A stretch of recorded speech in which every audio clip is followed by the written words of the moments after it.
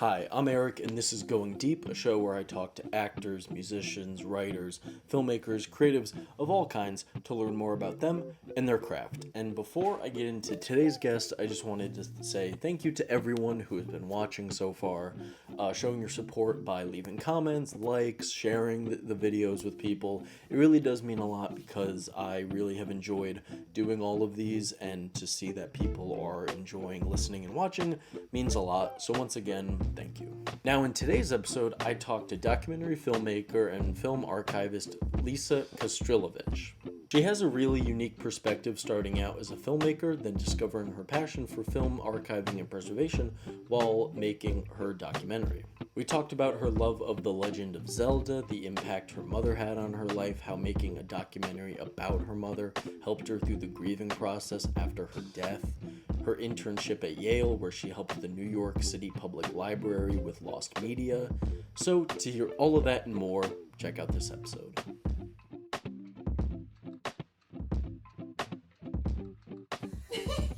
I'm ready. Cool. Thanks for doing this. Thanks for coming out and doing this. Thanks for having me. Of course. As I said just before we started, I'm wearing the Zelda shirt because of you, because I know you like Zelda. Yeah, I have my... That's right, forgot. We're matching. Yeah. When were you introduced to The Legend of Zelda, and what kind of role has it played in your creative life and personal life?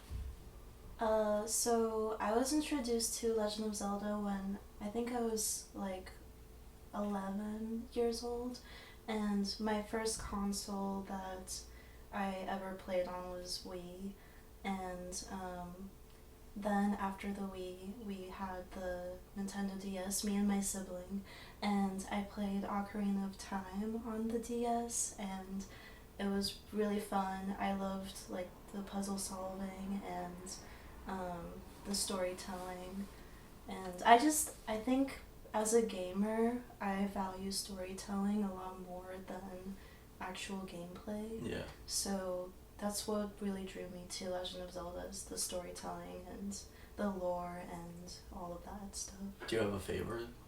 Definitely Twilight Princess. Interesting. Yeah, Okay. I know it's a hot take. Yeah, because... that's like divisive. Yeah. I almost said film. Game. Yeah, it's a hot take, but I love it because there's the light world and the dark world, and I love the character Midna in the dark world, and I know it's like kind of weird, but yeah. I just love turning into a wolf in the dark world. Like, I think that's so cool. Did you ever play Sonic Unleashed then? No. Oh, okay. He turned into like a werewolf, werehog. Seemed up your alley. That's pretty cool. I should play that then. He has stretchy arms. Stretchy arms? But no extendo fingers. Damn, I want stretchy arms. And extendo fingers? Yeah, every night and morning when I'm in bed, you pray. I want to like reach over to turn off the light or turn on the light. I'm like, damn, if only I could just... Do you know what stretchy arms and extendo fingers is? No. Okay, someone will get it. It's My Life as a Teenage Robot. Oh! I understand now. Fair. Were arts valued in your house growing up? Yeah, I would say so. My mom was very artistic. My dad, he appreciated the arts, but he was more analytical and technical. But my mom, me and my sibling, she made us do a bunch of different stuff. We did music, dancing, we did theater, we tried everything, basically, and she just wanted us to try everything and see what we liked the most. And she was a writer and a photographer, right? Yeah. Did she also dance and play instruments, or just encourage you guys to try those at a young age? I think she played an instrument when she was younger, when she grew up in Latvia. She played piano for a little bit. But for us, she mostly encouraged dancing and music. Mm-hmm. But she herself was a writer and photographer, yeah. And does music still play a part in your creative process? I remember back in college, it seemed like music was really big. Yeah, I think music is really influential for me when I think of a new story to write, or um, even like editing. When I edit a film and I put in music, I love like cutting to the beats.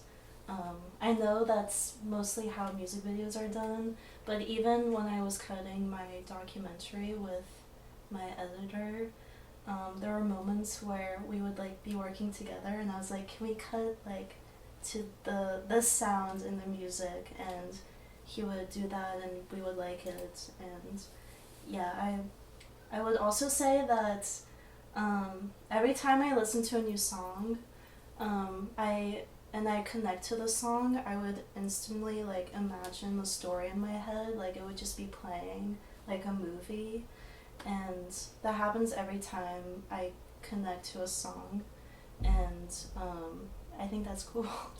It's like my superpower, but I don't really act on it. It's just kind of like a story's in my head, and then it's just there. Who and what has influenced you besides your mom? Oh boy. A lot of things. Besides my mom and music, I think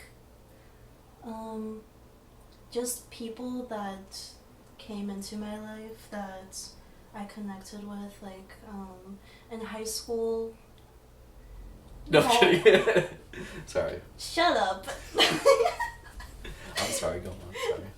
Bro, I was about to like answer. I and, cut you out of your zone, I'm so sorry. Yeah, you. I couldn't help but I thought it'd be I'm funny. sorry, we're gonna have to skip this question.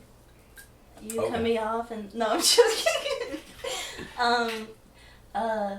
Yeah. So, I mean, like, the cliche answer for me would be like movies influenced me, which is true. A lot of movies have influenced me, but I think also, again, people that came into my life that I connected with influenced my storytelling and my filmmaking, which I think is why I went into documentary, because I would hear people talk about their life or how they grew up, and even if it's just like a little memory that they were telling me, I would hear that, and in my head it'd be like, wow, that's like a story right there.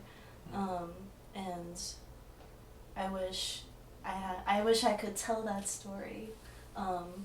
So in high school, I just kind of like did my own stuff, like edited YouTube videos together, like no big deal.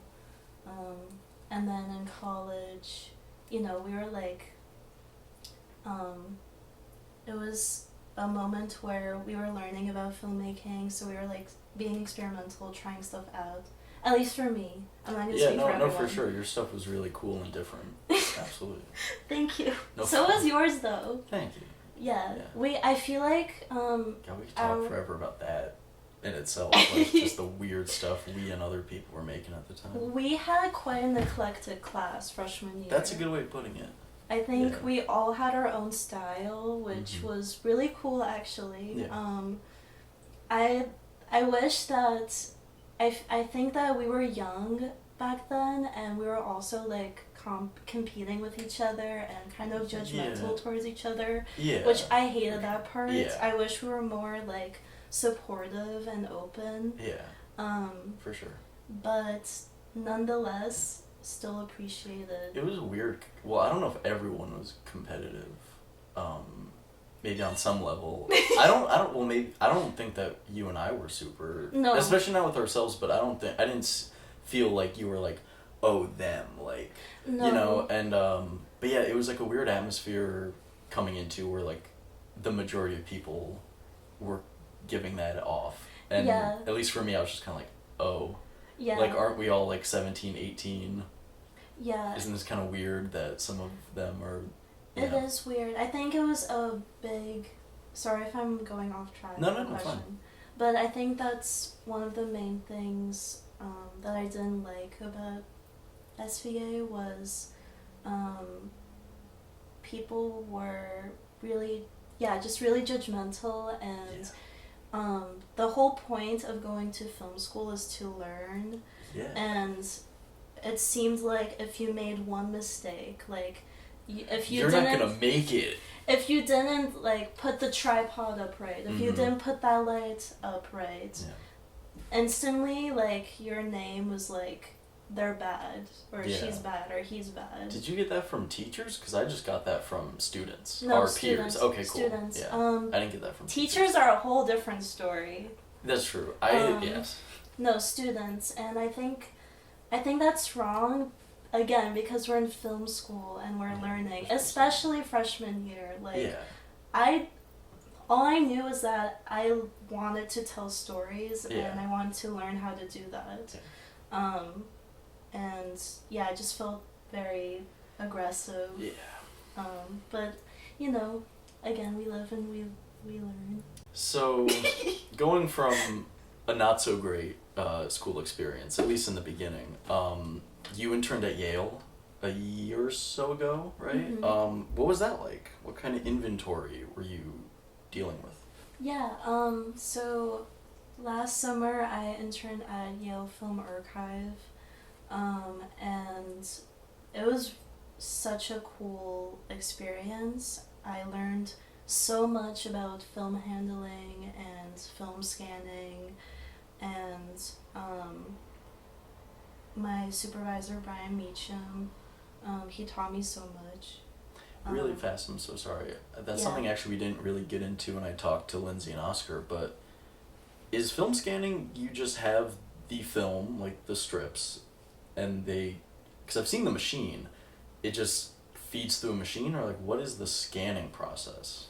It depends on the scanner, but the one that I worked with at Yale, basically it takes a image of each single frame from the film, and then it makes that into a video. Is it like the film's like run through it, or? Yes. Oh, okay. So there's a process of how to prepare the film to be scanned. You have to make sure that there's no splices that are gonna come off, and that all the perforations, the holes on the sides, that they're all good, so that it can go. The process of having a film go through the scanner is already kind of detrimental to the film. Oh. So you have to make sure that the film is really strong enough to go through that process. Like perfect. Exactly. Okay. And is it really just it feeds through like when you're giving a thing to count your tickets at the arcade? Is it kind of like that, or? Kind of. Okay. Yeah, it's so when you put the film on the scanner, at least when I did it at Yale, you have to put it on the reel, and then you put the reel on the scanner, and then you take the film out, and you run it through different, I don't know, like sprockets. Oh, okay. And I think 4 sprockets, they had like this orange thing around it where it would take the dust off the film before it came to the camera. So the film goes through there, and then it comes to the camera. The camera takes a picture of each frame, and then the film goes to the other reel where it goes back to being on a different reel. And then you take it off, and then you do the next one. But going back to the question of my favorite film that I worked on, handled,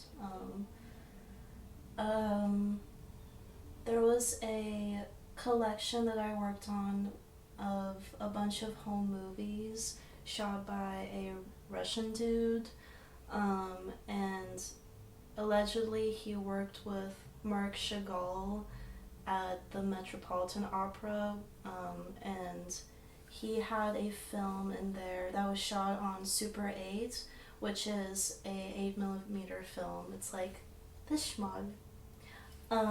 And there was a very famous ballet dancer in the film, one that the New York Public Library has a dance division which is right next to the Met Opera, and they have all of the films and DVDs and VHS tapes for all of the dancers, ballet dancers, and like shows that they did.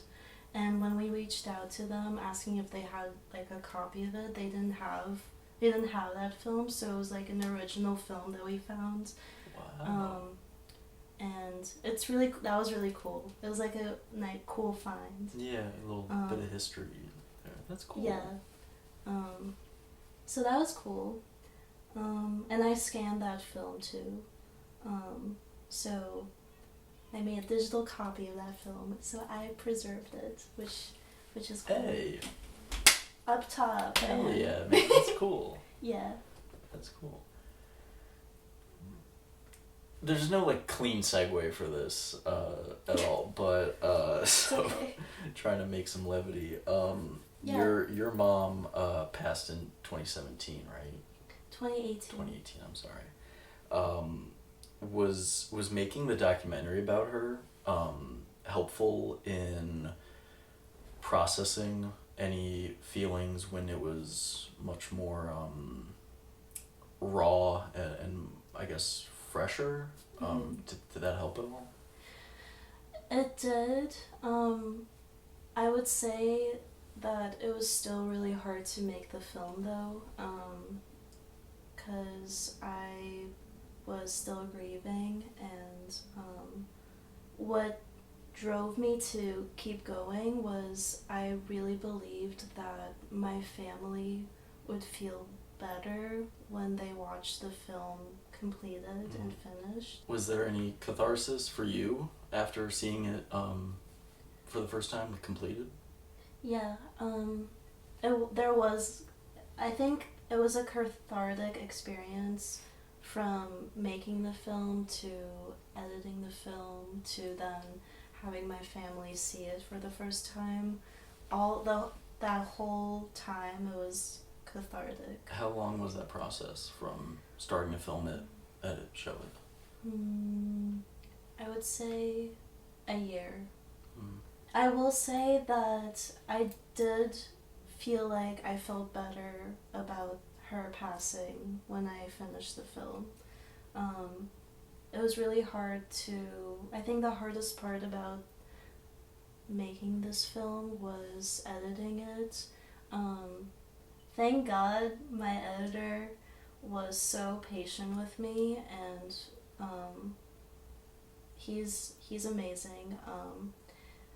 And I remember we worked day and night at my apartment cutting the film, and we made a lot of changes. We spoke to our post-production supervisors, Dave Katz and Richard Pepperman, and yeah, it was a long process, but in the end I'm very, very happy with it.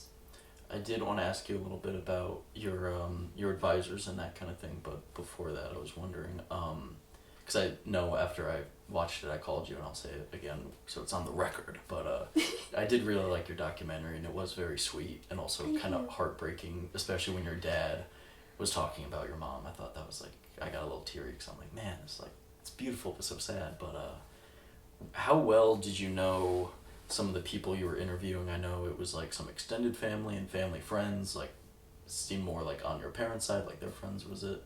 Yeah. I knew everyone pretty well. I would say that the one person I didn't know that well, that I haven't met before, but I interviewed them, and I met them for the first time when I interviewed them, was my mom's writer friend. I literally just texted her, and I was like, hey, I know you were really close with my mom and you loved her stories, and I'm doing a documentary about her. Would you be interested in being interviewed? And she was like, yeah. I was thinking about that when I was watching it, where I'm sure even if it was someone like that where you didn't know super well or personally, where they know you're her daughter, you're not trying to make some like weird I don't know, exploitative piece about, your mom dying, which so I know that like I'm sure they knew like okay she's coming from a good place and Yeah. but I wonder too if I was wondering if it was like you started the interview and you're like all right so your sister or your daughter like talk about them or like you know what I mean like Yeah. or were they just like yeah like I'll tell you you know everything you want to know like I love talking about her and I think a big part of the question process for my documentary was my team and I, we sat down, we were like, okay, how are we gonna make the questions so that we ease people into getting comfortable and talking about the harder parts? Because my team and I knew that we were gonna be asking really hard questions, so our goal was to make people comfortable enough to talk about that. So we formatted the questions in a way where it was just easy for them to start talking. And then eventually we would ask the hard questions. And I was very warmly surprised that people were so open. And I think that made a huge difference for my film. Absolutely. Yeah. I know obviously it's out now and stuff and but you said that you were making it while in the grieving process. Was there ever a point where you maybe wanted to stop because you were just like, you know, like I'm going through all this stuff, this is too painful to be thinking of these questions, then asking and then hearing about her after the fact, like all these wonderful things? Yeah. Yes, especially because when we finished filming and we finished editing, or we started editing actually, the pandemic happened. It was 2020. So we were cutting at SVA with my editor, and then we had to shift gears and move to cutting in my apartment, which was a whole process. And I think that made it hard because the pandemic was going on, and also I was cutting a film about my mom, so it was just like a lot of emotions. And I think during that time I was just so emotionally exhausted, and yeah, there were times throughout that period where I was like, I want to stop, but I kept going because I knew in my heart that it would be it would be such a good film for my family to see, so I kept going for them, and yeah, I'm glad I didn't stop. For those who don't know about the thesis advisor process and everything, could you go into that a little bit? And then also, was there anything where they wanted you to do it a certain way, or they were maybe you really wanted to put something in? Because of course this project is so close to you, but they're like, you know, as a whole big picture, maybe cut it. Was there any like butting heads and what was that process in general? Yeah. So the way it worked for senior year and thesis film in SVA is so we have 4 tiers of filmmaking at SVA. You can be an editor, sound person, cinematographer, director, and there's a 5th one. But I was an editor, but as an editor you can choose to either edit 2 films or direct 1 film. And because my mom passed away, it was a year after my mom passed when I was a senior, I was like, I'm gonna make a film about her, and we get to pick 1 person who can be our advisor, our thesis advisor. I chose David Katz, who's a amazing editing teacher, but he also has a lot of experience cutting documentaries, so that's another reason why I chose him, besides us being like really close. And he was so amazing and supportive throughout my whole process of making this film. he was really adamant about Chernobyl and adding Chernobyl into my film because he thought that that was like a huge like moment, and he thought it would be important to bring it up.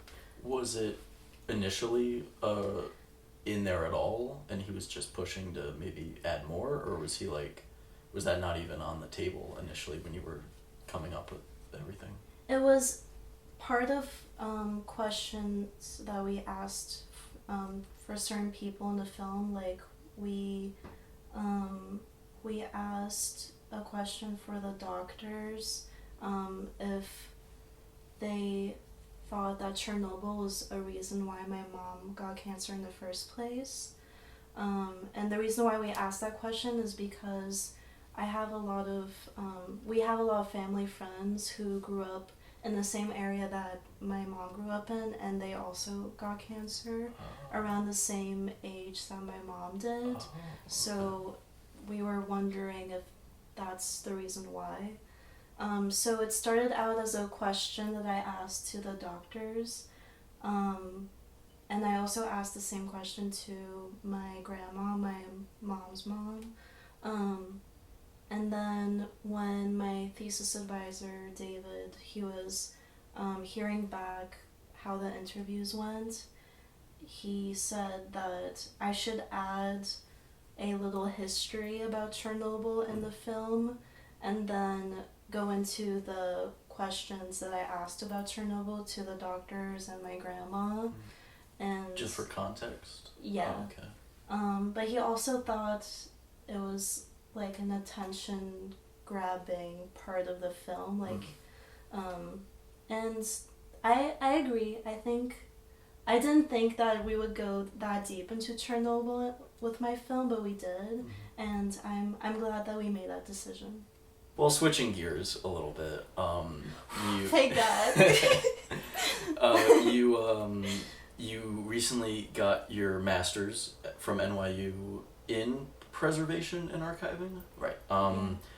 What exactly drew you into archiving? Was it something just as you learned more about documentaries and film that you got into, or was there a little seed from way back? I would say that a big part of why I went into archiving preservation was the making of my documentary, because we used VHS footage for my film that my dad shot when I was from 1 year old to I think up to 8 years old. And my dad, he had a bunch of these mini DV tapes, which is basically the smallest version of a VHS tape, and he had them digitized, and that was also a big reason why I made the documentary. Was I saw all of this footage, this beautiful footage of me and my sibling when we were younger, of my dad when he was younger, and my mom, and there was even footage of my dad and my mom's wedding. Right. And I was like, I have to use this somehow. Yeah. And in the process of making the film, I was diving kind of deep into archiving and how do people get footage for documentaries in general. And I realized that there's so many different ways of getting archival footage, but most of it is from archives and institutions like that. And I thought it was interesting that I only realized that this was a whole world when I was making my own film, and I thought that was interesting that archivists and filmmakers have so much in common, but they don't talk to each other. Yeah. And I felt like if I went into NYU, into this field, I could get them to talk to each other.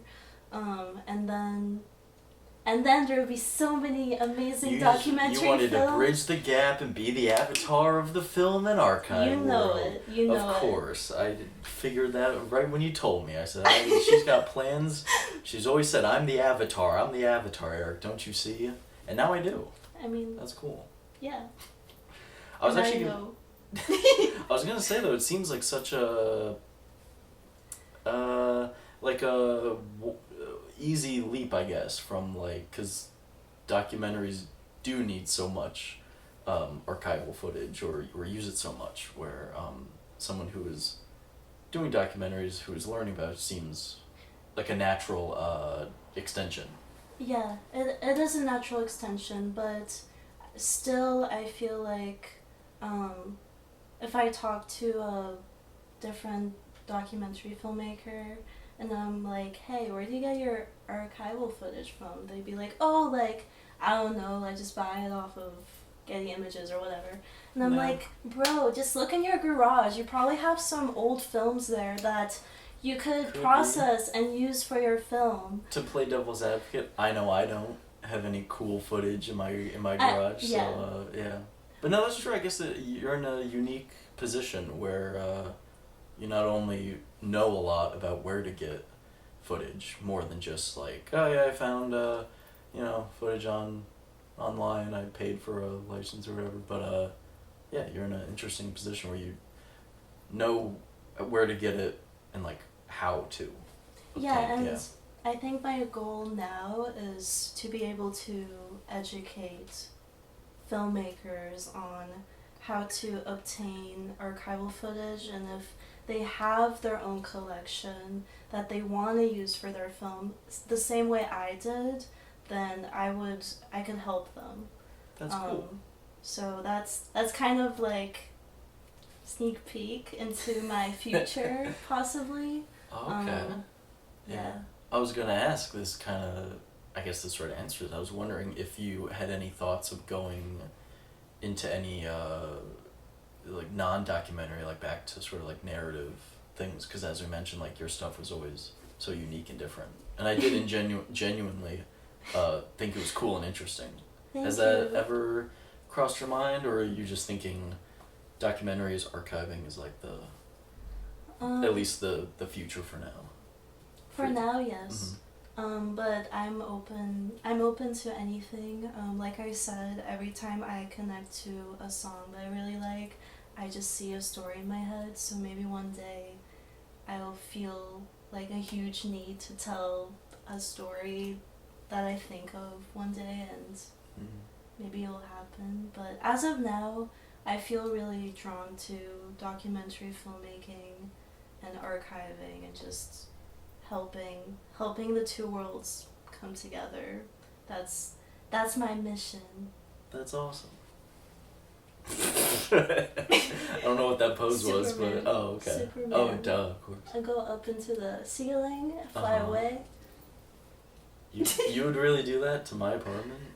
Yeah, it'd be cool though. It would be. That would be quite the way to end this. What would your reaction be if I just flew?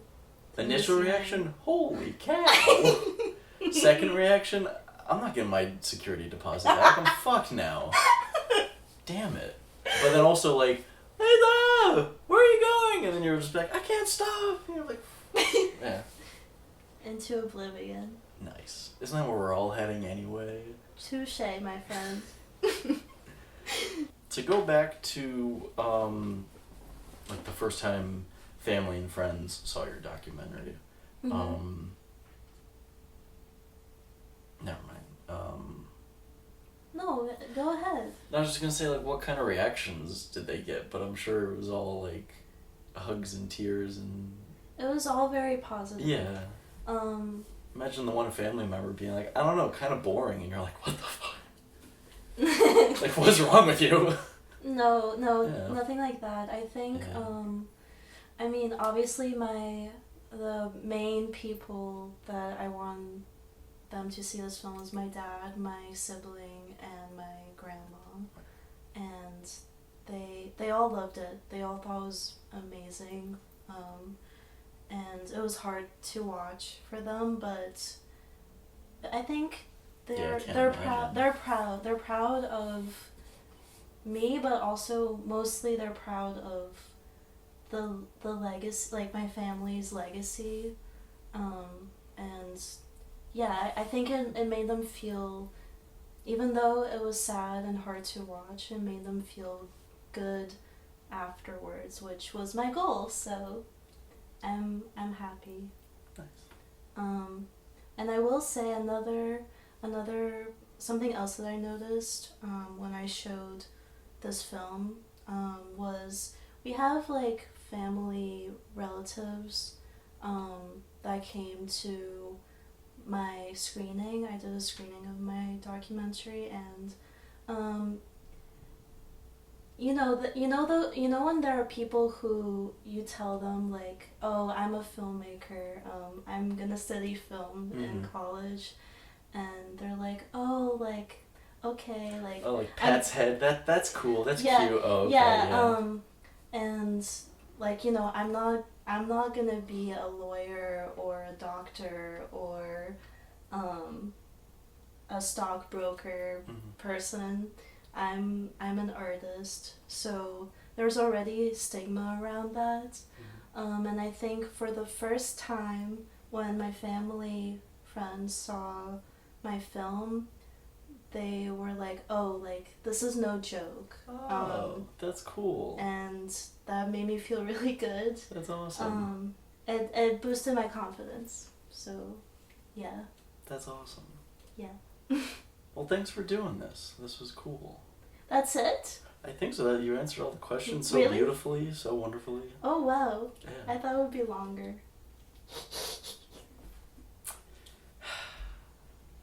Disappointing another woman with the length of things. Story of my life. Wow. All right.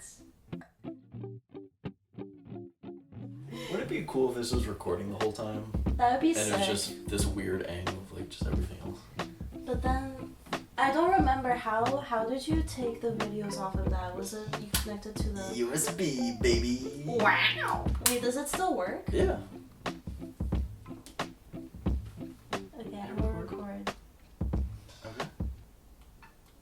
Okay, say something. Hey guys, check out, we're here live in this interview. Hey, check it out. Cool. Nice. Thanks, yeah. Hello.